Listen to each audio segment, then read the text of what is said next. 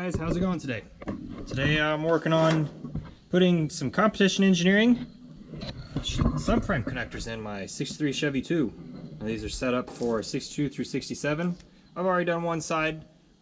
I'm not sure how the video is going to turn out, so I'm just going to do the better side, my driver's side.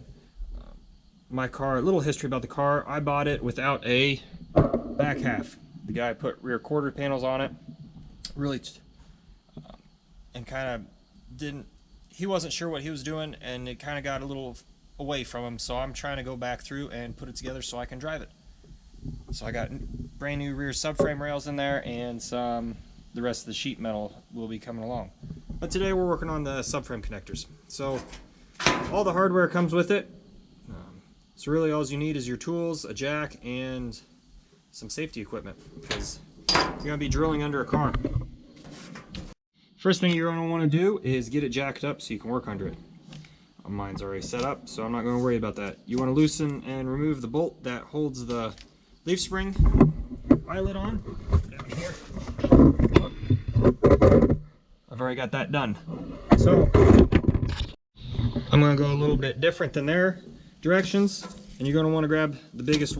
There are two of these washers in the kit. You want to grab one of them for each side. So we're going to grab it, and you're going to want to put it on right there. Keep a hold of your hardware you took off, because you're going to need it here in a couple seconds. Next step, you're going to want to put it in kind of where it's held on by that nut or the bolt back there. I went ahead and marked the floor. You can see it on here. There we go. You can see my little Sharpie line. Marked the floor where I'm going to trim it. Some guys on forums that I've read about this, they just squish it all up with the floor jack. I'm not going to do that. I'm just going to trim this out, let it fit. I'm going to have to fight my e-brake bracket though a little bit, but I kind of got it pretty close up there. So we'll keep going here. I got a little cray away on this one, and went a little too deep, or deeper than I wanted to. That's okay. I'll fix it on the top side later on.